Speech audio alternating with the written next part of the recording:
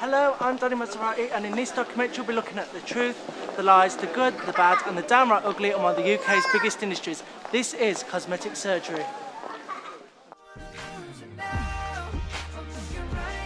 Cosmetic surgery is the biggest growth industry throughout the world.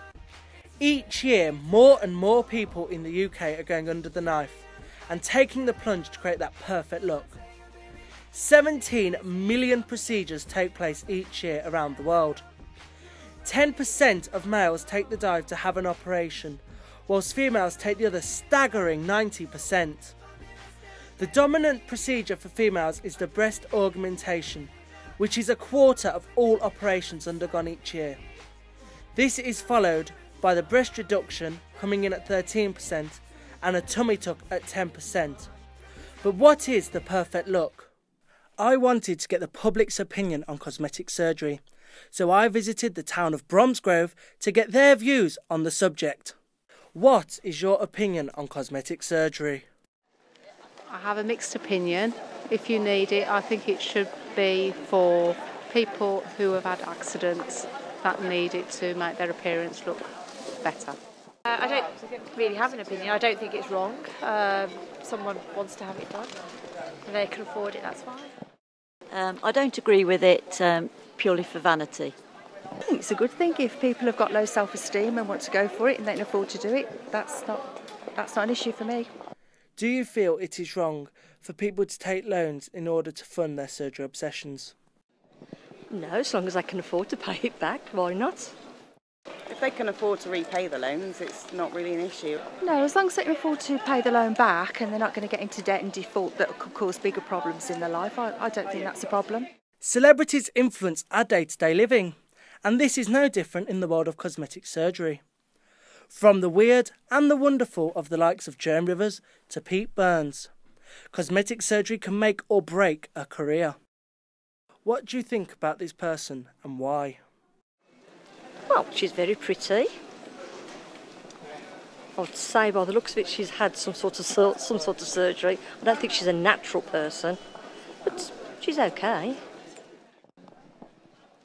Well, it's gross and it's surgery gone mad and it's not attractive.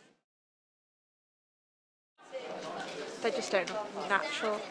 They look plastic and overdone by cosmetic surgery. The first major part of my journey took me to London, where I spoke to former model, TV personality and body gossip co-captain Natasha Devon on her opinion of cosmetic surgery. What is your opinion on celebrities that have made a career from surgery? You can't blame the individual because we live in a world that's allowed that to happen. We are so endlessly obsessed with bodies. We have created a culture where Heat magazine flies off the shelves, and we only have ourselves to blame for that. So the easiest thing to do would be to point at Katie Price and go, what a terrible example of a human being, but she's not. She's just playing the cards she's been dealt. So my opinion is, again, that it's a bit of a shame that we kind of hold these people up in such high regard simply because they've been able to beg, borrow or steal the money in order to shape themselves in a certain way. When I left the interview with Natasha Devon, as much as I appreciated her opinion and views, I couldn't help but think I needed a more professional opinion. I needed to get the opinion of someone at the very heart of the industry. So I decided to find a cosmetic surgeon that could give me some answers. The journey to get a professional opinion took me to see Mr. Peart, a plastic surgeon that specialises in cosmetic enhancements. Hello, so you are a plastic surgeon, and you specialise in rhinoplasty, plastic surgery and cosmetic enhancement. What's the worst that could happen if it all did go wrong for a patient? There have been patients who've died. We know that, and it's in the media. There have been patients who've died, for instance, from liposuction, where the liposuction cannula, which is a bit like a spear really, can penetrate an organ and cause problems. So the worst that can happen is, yes, a patient can die. But these are very, very, very rare complications, yeah. So there are others that are also potentially crippling. But again, they're rare. I mean, there's a record of somebody who's had eye surgery, eyelid surgery, cosmetic surgery, and who became blind. Do you feel that celebrities have a great influence in the industry? Absolutely. They have an increasingly huge influence, and you know that, because the media focuses so much on celebrities. They are our role models, really. And so their influence is absolutely huge. A lot of people use cosmetic surgery as a quick fix. Is it really a quick fix? Well, it's not. I think that this is a very important reality about the whole thing. It can only fix a little bit in terms of your life. That's the thing. People say, oh, if I just had this one procedure, then I'd be happy. But there's no quick fix for low self-esteem. You'll be much better at spending your time and energy working on liking yourself as you are, because then the job done and you can get on with your life. People who rely on cosmetic surgery to make themselves happy run a huge risk of being internally unhappy. There are many things to life and living and happiness that are not related to how beautiful you look. Do you think people can take things too far when Absolutely. altering their image? Absolutely. We can see so many examples of it. It's not difficult to go onto the internet and find extraordinary outcomes from people who've had too much cosmetic surgery. They look alien, they don't look like they don't belong on the planet, to be honest. And one of the most difficult things for these people to appreciate is, where do you stop? After I interviewed the surgeon, I had learnt that most of the myths of surgery being a quick fix and the easy improvements had been proven to be false, and there is no such thing as a quick fix. I thought to myself, I have two opinions so far on surgery. I had an opinion against and a professional one, but I wanted to get the opinion of someone of an unbiased source. You have followed me on my journey to discover the truth about cosmetic surgery and Botox. I'm here today to interview a patient of Botox with a twist.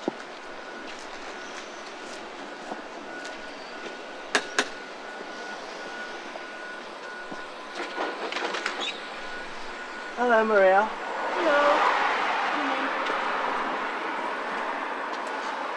Hi Maria, now you have Botox, but it's not for cosmetic appearance, it's in fact for medical reasons.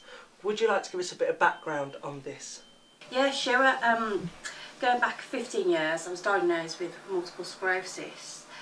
It's a neurological disease. And a part of the condition, you get symptoms with an overactive bladder, which is not very nice at all. You've got no control over it whatsoever. And what the Botox does is actually paralyses the bladder, so I don't have the urgency so much.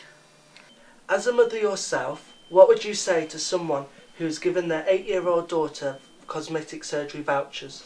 I think it's disgusting, it's shocking. You might as well say here you are because you've got an ugly child. It's wrong, you know. That how much does that mother think of that child if she's giving them vouchers to make herself look more beautiful? Hideous. Absolutely hideous. Yeah, I mean, there are no words, are they? Are they really? The kind of the insecurity that she's planted, you know, in her daughter. You know, what is beautiful? You know, surely she should be accepted for who she is. Clearly, you agree with Botox under medical circumstances, but what is your opinion when it comes to people that have it for cosmetic appearance? I think it's wrong, really. I mean, you are who you are. I believe in cosmetic surgery when somebody's had an accident and it's for reconstruction, you know, and for medical reasons, but for appearance, no. I think too much is put on appearance these days with the celebrities, and it's so much pressure on the younger generation, and it's not fair. How do you classify what is beautiful and what is ugly? We are who we are. Thank you, Maria. After interviewing Maria, we have discovered the twist. Before, she could only hold this much in her bladder, and now thanks to medical Botox, her life has been improved dramatically, being able to hold this amount in her bladder. Maria, have your drugs back. Well, there we have it. We have found the opinions of surgeons, TV personalities, and general Botox patients. And we have discovered that Botox has its uses, But it's not all what it's crept up to be. We have successfully changed the appearance of cosmetic surgery.